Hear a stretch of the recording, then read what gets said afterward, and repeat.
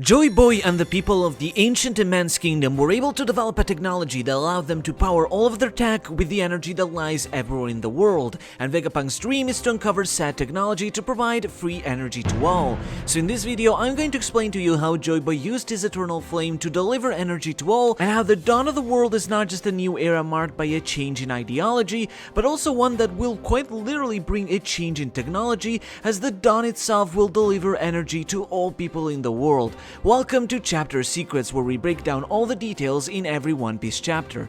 Let's begin. So Vegapunk illustrates to Luffy's group what his ultimate dream is, wanting to create a world where energy is available to all in the world with no limits.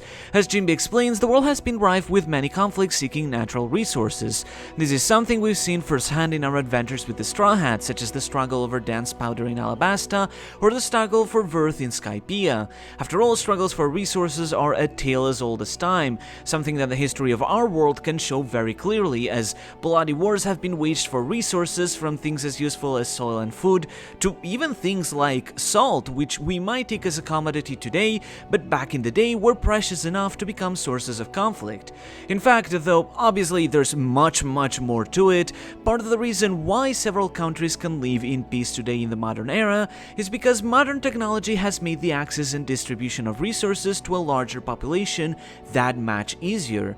Similarly, if energy was readily available all over the One Piece world for all to access naturally, then there could be easier alternatives to such struggles for resources, which would bring peace in a new era. Of course, much like our world, that alone would not bring world peace, as a systematic change, a change in ideologies and political systems, and so much more is needed to bring forth a new era like this. So in that regard, we still very much need a Joyboy who can dawn in a new era by overturning the government and connecting the entire world together through the One Piece. Only then the dawn of the world will happen as this new era begins. However, if Vegapunk's dream were to also take place during the dawn of the world, then would make this new era an even more peaceful time and pave the path for an age where prosperity can be sustained in the long term. That is likely in part what Joyboy's people tried to do during the Void Century, and likely one of the reasons why they developed such advanced technology. In fact, we already have a perfect example of this with the precursor of the technology of the Ancient Kingdom, the civilization of Burka on the Moon. As we saw in Annel's cover story, on the Moon they already had quite advanced technology. Even if it wasn't on the same level as what the Ancient Kingdom would achieve a few centuries later, they developed electricity which powered the automata Karakuri dolls that aided this civilization. However, there was one fundamental flaw that they ran into, which is that they ran out of resources. This is exactly what Vegapunk is talking about. They didn't have a sustainable resource that could easily power all of that technology, so without resources they could not keep this technology running for such a long time, which forced them to return to the planet below and abandon the moon in order to search for resources there. So in other words, this was at a time where the people of the moon did not yet figure out the key to be able to attain infinite resources, but later their successors, which would become allies and part of the immense kingdom, would be able to develop the technology to access energy from anywhere in the world. Which is precisely what Vegapunk was interested in, as he believes that the energy that powers things like the Iron Giant that attacked Marijois is the supposed energy that is accessible from anywhere in the world, but it's something that he hasn't yet fully cracked, so he needs to figure out more about this ancient immense kingdom to be able to develop it. However, of course, that got him in trouble with the government, who now want to raise him to keep his mouth shut. And it makes sense. Not only did the government erase all information about the kingdom for the sake of erasing their ideals, so that they would be forgotten and the people of the kingdom would die with them, but they also likely removed this technology from the world because it didn't benefit them. After all, such equal distribution of energy would help make nations more equal, whereas if the government monopolizes all the wealth and resources, it can much more easily control who gets what, allowing them to stay in power. This is actually not that different from how things have developed in several historical contexts of our world as well. For example, many historians refer to the Middle Ages as the Dark Ages, as medieval feudalism and the church at the time restricted development and research for the sake of seizing power for themselves. Despite previous civilization, at times of figures like Pythagoras, were able to make great theoretical and philosophical leaps. This lasted for a long part of the Dark Ages until that began to slowly change with the Renaissance, which, as the name indicates, Renaissance translates to rebirth, as the world was reborn after a dark age where it could be eliminated once more, which very slowly started to pave the path for the era we live in today. This led to the development of modern electricity and the dreams of the likes of Nikola Tesla, who, much like Vegapunk, helped pave the way for modern energy distribution.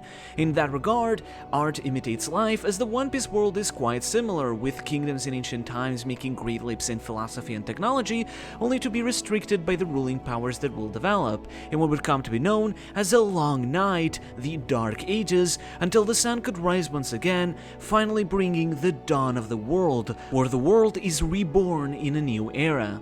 So then, what is this mysterious resource that Vegapunk speaks of that could be accessed anywhere in the world? Well, if you've been paying attention to what I've been saying so far, you might have started to realize yourself, but we don't really need to ask ourselves because Vegapunk already explained this a few chapters ago. Lilith told us that the island is powered by fire, with fire being able to become all types of energy. Frankie questioned how they were able to get all this fire without natural resources, but Vegapunk clarified they'd been researching for a very long time what can become energy, seeking an undying flame that could power all this technology, so that they'd be able to create their very own sun. So once you think about it, it becomes very obvious, as this one thing ties everything together. What other resource is accessible by all in the world, no matter where they are, which could be turned into energy, but the sun itself? Solar power is the key here. It's an unlimited source of energy that all in the world can access if the technology is available. That is why Vegapunk points and looks to the sky when he refers to this eternal source of energy. This likely connects with the eternal flames and fire that the Lunaria can generate, and their connections to the immense kingdom during the Void Century, but above all else, likely ties thematically on why Joyboy was called the Sun God.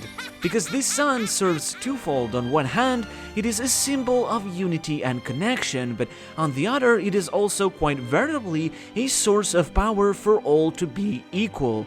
After all, for the energy of the sun to be accessible to all in the world, that means that everyone in the world must be able to live under the same sun. So all people in the world need to be able to live together under the same sun to be able to access this energy. So the dawn of the world, the rise of the sun, is so much more than just a mere ideology, but literally a way to help bring a new era by both furthering new philosophy that leads to peace and equality, but also new technology that can make that peace a reality.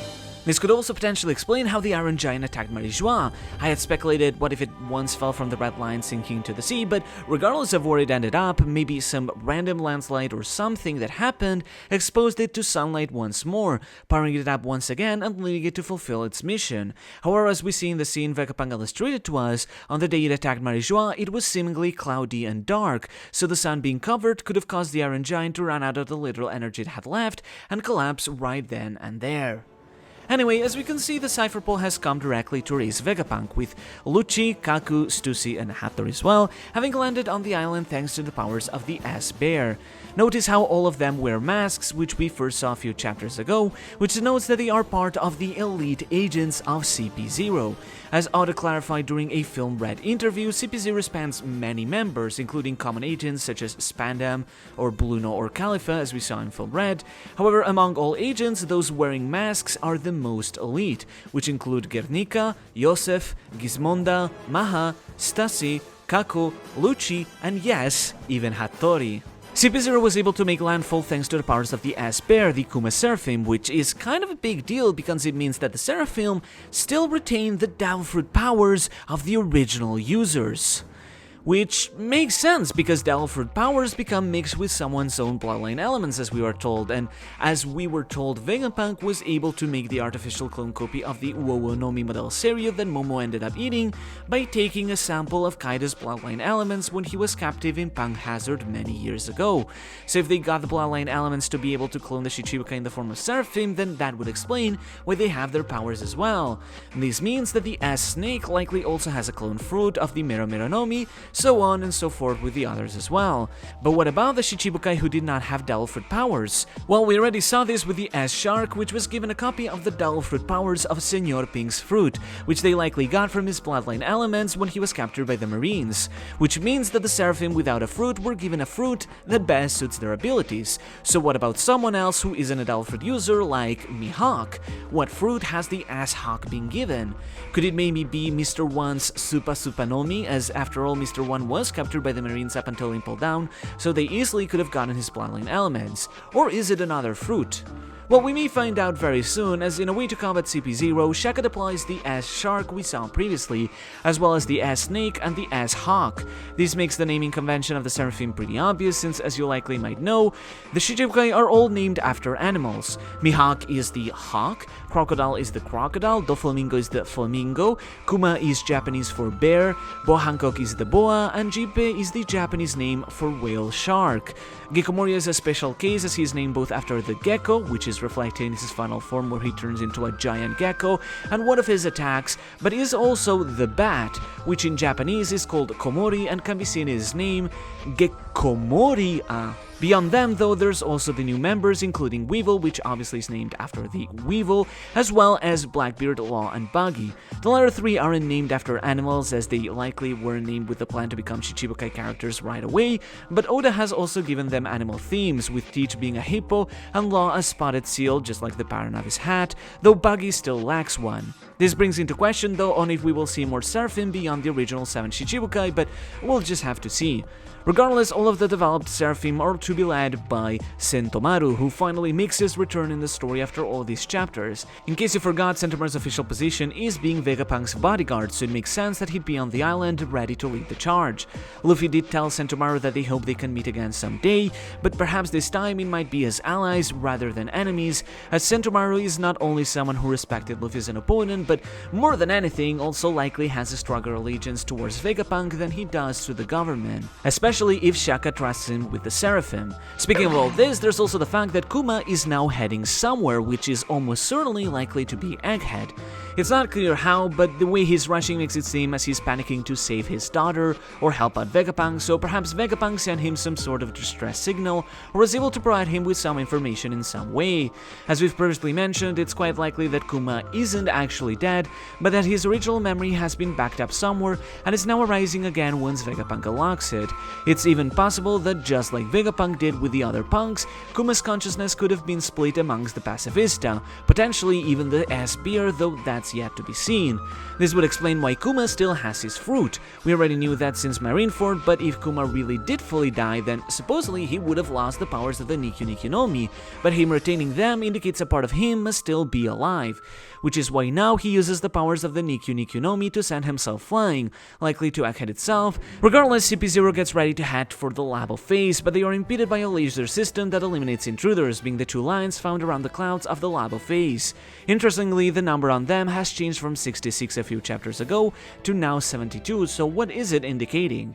Vegapunk Stella makes his way back to the Labo phase by using the teleporting technology he developed, which he also used when coming down to meet Luffy, so Luffy and the others follow after him. However, this results in them crossing paths with Lucci, who unleashes a Rokugan on Atlas, breaking part of the face. This results in part of Atlas's body cracking, with the panel on the eye going blank and exploding as a result. This seems to indicate what is suspected, that Atlas is a robot with Vegapunk's brain inside it. This was very apparent with Edison and Pythagoras, but it's possible that the likes of Lilith and York are also robots as well, though I still wonder just how exactly can someone like York eat in the place of the other punks while still providing them with nutrients. However, this encounter results in Luffy and Lucci finally coming across each other for the first time in 2 years after that fated battle at Enies Lobby. How will their battle go and how fast will their duel end? We'll find out pretty soon, as we already begin to approach the climax of the Egghead arc.